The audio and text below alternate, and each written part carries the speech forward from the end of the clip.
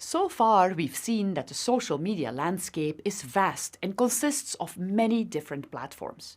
And we know social media platforms provide great opportunities for marketers to connect with customers and share their message. In order to find your audience and to make a real connection with them, it helps to understand the main platforms people use. By the end of this video, you'll have a picture of the social media landscape and the different ways in which you can categorize the many social media sites. Marketers want to be where their customers are. Given the large reach of some social networks, chances are marketers can find their audience in the biggest social networks. Here's an overview of the most used social media platforms globally as compiled by Hootsuite and We Are Social, a social marketing agency. Facebook is by far the largest network, with over 2.9 billion users worldwide. It's followed by YouTube. WhatsApp, WeChat and Messenger are the largest messaging-focused platforms. YouTube is the second largest social media platform in 2022. Instagram, also part of the Meta family, is another big platform with over 1 billion users. TikTok, the very fast-growing video-based network, follows, and then Douyin, the Chinese version of TikTok. QQ and Sina Weibo, both also primarily used in China, round off the top 10 list. The Chinese video sharing platform Kaishu follows, then Snapchat, Telegram and Pinterest. Twitter, Reddit and Quora close off the list of the world's most used social media platforms.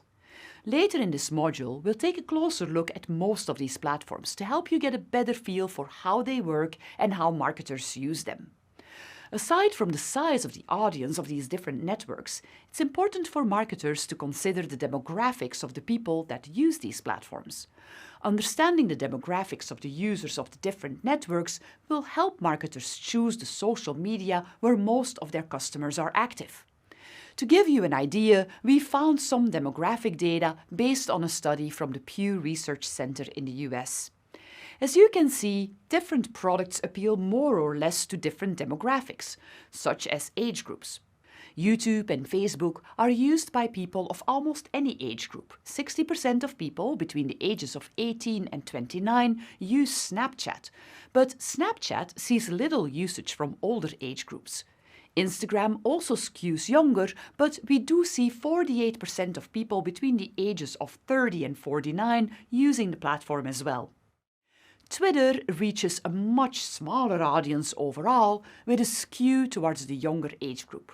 LinkedIn sees slightly more adoption among the 30 to 49-year-olds, an effect of its specific focus on a professional audience. Pinterest, while smaller, has an almost equal reach among the under 30 and under 40 audiences. When it comes to gender, YouTube has a pretty similar reach among men and women.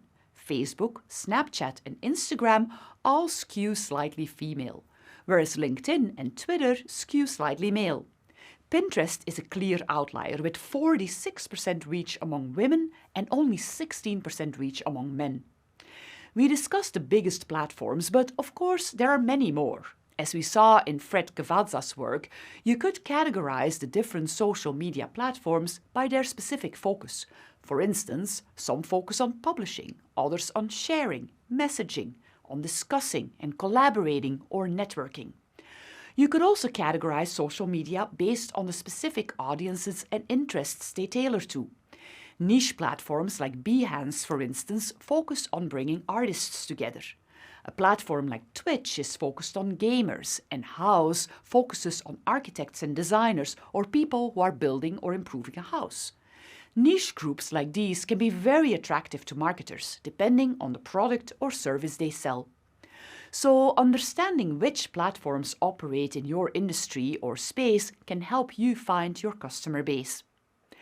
There are many different ways to describe and categorize social media sites, but there are a few platforms that you will need to understand as a social media marketer today. In what follows, we'll give you an overview of the most important social media platforms, who their users are, and what they use them for. We'll also look at the opportunities they offer for marketers.